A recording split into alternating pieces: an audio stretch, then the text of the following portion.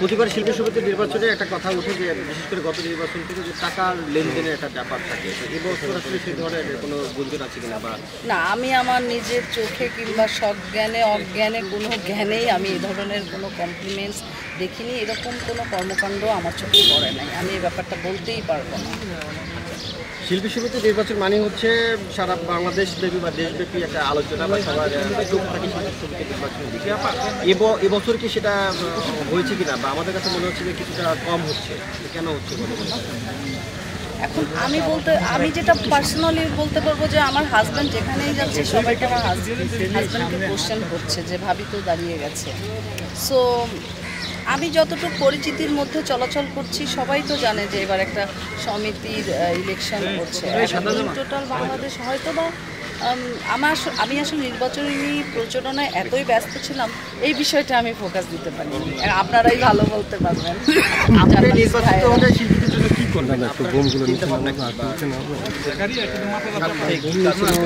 আমি যেটা করব, আমি যদি ইলেকশনে পাস করতে পারি, যেটা হবে যে প্রত্যেকটা শিল্পী যাতে এই ইন্ডাস্ট্রিতে এসে তার একটা স্বাচ্ছন্দ্য বোধ করে, শিল্পী সমিতিতে এসে জানি তারা কোনো বিভেদের সৃষ্টিতে না পড়ে।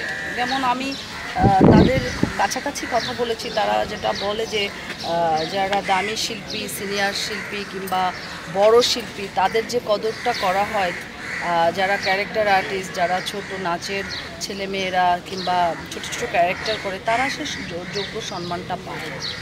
তো আমি এটা প্রতিষ্ঠা করতে চাই যে এখানে সমস্ত শিল্পীরাই হচ্ছে এক, সবাই এখানে সমান সম্মান পাবে, সবাই একটা চেয়ার পাবে, সবাই বসার জায়গা পাবে।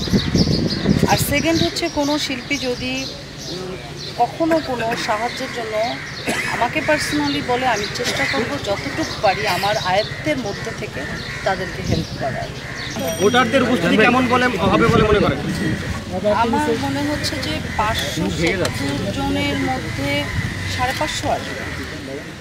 এর ভিতরে ধরেন কিছু ভোটার আছে যারা আসলে সবসময় শিল্পী সমিতির নির্বাচনে অলঙ্কার হিসেবে কাজ করে, তাকে আসলে এখানে করতে পারবেন কিনা? হ্যাঁ, আমাদের কথা হচ্ছে সে যেহেতু ইন্ডিয়াতে আছে, সো ইন্ডিয়াতে যদি না থাকে সে বাংলাদেশে থাকলে সে আসবে। আপনার সঙ্গে কথা হয়েছে? আমার সাথে কথা হয়নি, কিন্তু আমি শুনেছি আমার নেত্রীর সাথে কথা হয়েছে, বললো যে সে পসিবিলিটি আছে যে যদি সে ইন্ডিয়ায় না থাকে বাংলাদেশে থাকলে সে আসবে, কথা দিয়েছে। ববিতা চম্পা বা তাদের সাথে যোগাযোগ হয়েছে কিনা? হ্যাঁ, ওইটা আমার হয়নি, কিন্তু সব সময় কি থাকা যায়, তারাও আশা দিয়েছে। সবাই গরম লাগে তো হাতটাও নষ্ট একটু দিবে।